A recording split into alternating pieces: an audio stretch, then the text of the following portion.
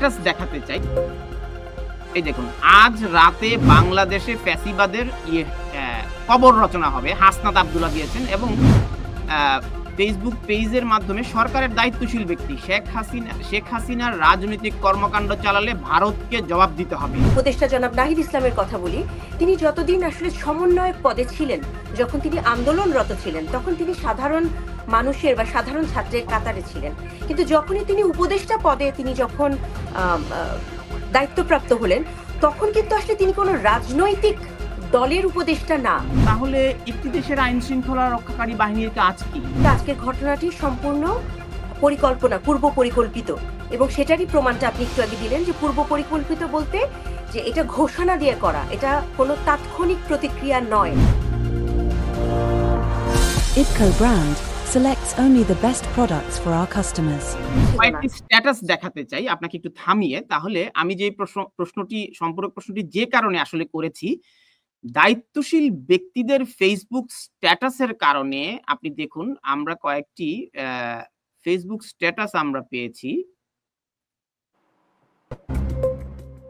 এই দেখুন, আজ রাতে বাংলাদেশে ফ্যাসিবাদের কবর রচনা হবে, হাসনাত আব্দুল্লাহ দিয়েছেন এবং ফেসবুক পেজের মাধ্যমে সরকারের দায়িত্বশীল ব্যক্তি শেখ হাসিনার রাজনৈতিক কর্মকাণ্ড চালালে ভারতকে জবাব দিতে হবে এবং তিনি বাংলাদেশের দায়িত্বশীল মানে বর্তমান অন্তর্বর্তী সরকারের উপদেষ্টা।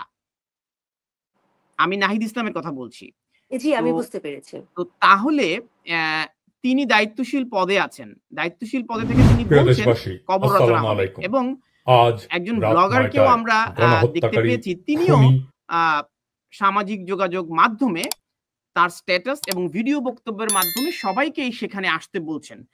তাহলে একটি দেশের আইন শৃঙ্খলা রক্ষাকারী বাহিনীর কাজ কি? এভাবে ফেসবুকে বা সামাজিক যোগাযোগ মাধ্যমে সবাইকে রাত ৯টায় ধানমন্ডির ৩২ নম্বরে জড়ো হতে বলবে এবং সেখানে রাষ্ট্রযন্ত্রের আসলে কি ভূমিকা? প্রশ্নটা কি আমার প্রতি? জি, আপনাকে। আপনি কি মনে করছেন যে আইন শৃঙ্খলা রক্ষাকারী বাহিনী সঠিক দায়িত্বটি পালন করছে? আমি শুরুতেই বলেছিলাম যে আজকের ঘটনাটি সম্পূর্ণ পরিকল্পনা, পূর্ব পরিকল্পিত, এবং সেটারই প্রমাণটা আপনি একটু আগে দিলেন যে পূর্ব পরিকল্পিত বলতে যে এটা ঘোষণা দিয়ে করা, এটা কোনো তাৎক্ষণিক প্রতিক্রিয়া নয়। ছাত্র জনতা বলা হচ্ছে সব গণমাধ্যমে, এটা ছাত্র জনতার কোনো তাৎক্ষণিক প্রতিক্রিয়া নয়। এটি বিভিন্ন মহল থেকে উস্কানি প্রাপ্ত একটি উদ্যোগ। এখন আমি যদি আসলে আমাদের উপদেষ্টা জনাব নাহিদ ইসলামের কথা বলি, তিনি যতদিন আসলে সমন্বয়ক পদে ছিলেন, যখন তিনি আন্দোলনরত ছিলেন, তখন তিনি সাধারণ মানুষের বা সাধারণ ছাত্রের কাতারে ছিলেন। কিন্তু যখনই তিনি উপদেষ্টা পদে তিনি যখন দায়িত্বপ্রাপ্ত হলেন, তখন কিন্তু আসলে তিনি কোনো রাজনৈতিক দলের উপদেষ্টা না।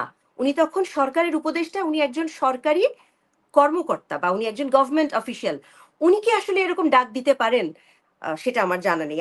আমার মনে হয় না কোনো সরকারি পদে, দায়িত্বশীল পদে কর্মরত বা দায়িত্বরত কেউ এ ধরনের উস্কানিমূলক ডাক দিতে পারে। সেটা কোনো একজন ব্লগার দিতে পারেন হয়তো, বা দিলেও আইন শৃঙ্খলা রক্ষা বাহিনীর তো কিছু দায়িত্ব আছে বলে আমরা সবাই জানি।